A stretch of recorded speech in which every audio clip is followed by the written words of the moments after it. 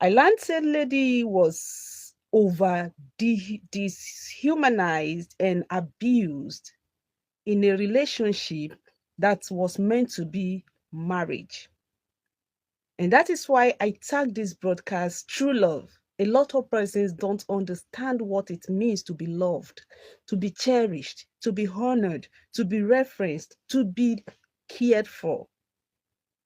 Most persons in relationships are going through what can kill them, what can buy them, what can unlife them, but still they stay put in such relationship, believing that someday, somehow, they will be out or free totally from the abuser. Unfortunately, in most cases, some of these persons come out of the relationship damaged or destroyed or unlived. The essence of this video this morning is to create an awakening in everybody, every young person out there. Relationships are honorable. Marriage in itself is godly. But the question is, who are you in a relationship with? Does the person truly love you? When we say love, it means the person cares about you wholeheartedly. It means the person cares about your general well-being. It means the person is about your success. It means the person is about promoting your personality, promoting your talents, promoting your visions, promoting your humanity. Not somebody that will destroy every little effort you are making.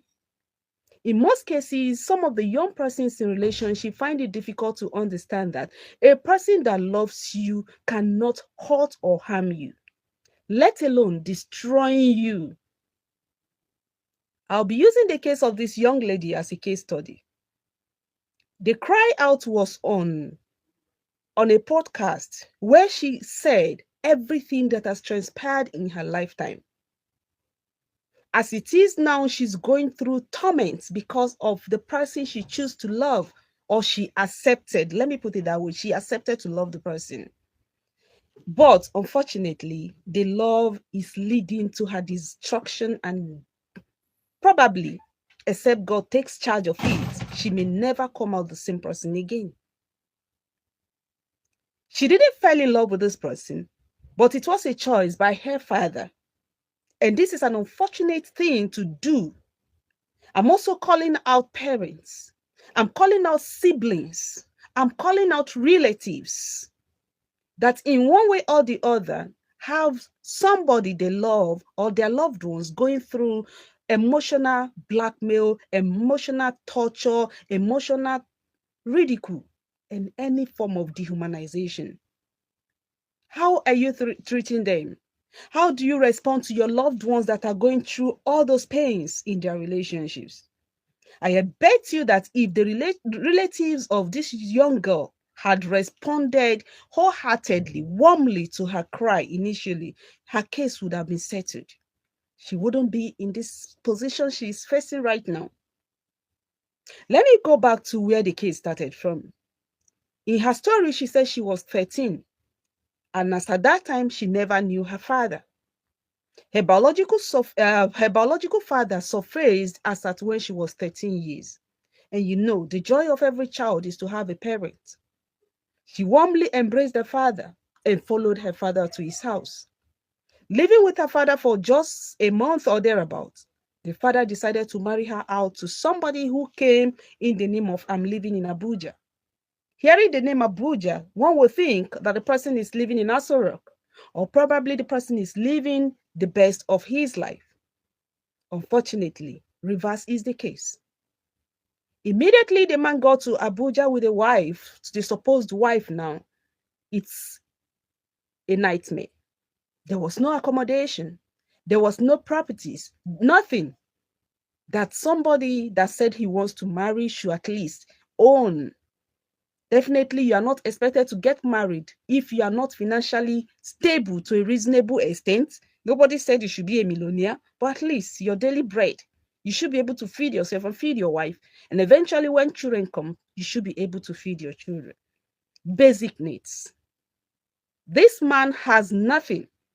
to his name, except the fact that he is now married to that lady. But then, the African culture has trained a girl child to manage every situation she finds herself, to accept every situation with faith, to believe that God will do it someday. This young lady did not go back to her father's house even after seeing the situation surrounding the marriage, the so-called marriage. She stayed put in that marriage.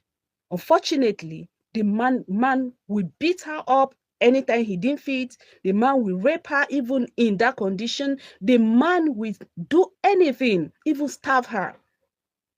It was worst. I call such men beasts. Unfortunately for her, for years she was facing this. She cried out to her family, but the family did little or nothing, because majority believe once you are married, you are of the family. So you should just stay put into that marriage, no matter what you're going through. The way and manner you sort out yourself is left for you. That was the case of this young lady. She was left to her fate, and she kept managing. She kept struggling in the midst of the humiliation, in the midst of the abuses. Was that love? Was that true love? No. But because of the mentality of an African girl child, she has been brainwashed to accept pain as love. Unfortunately, she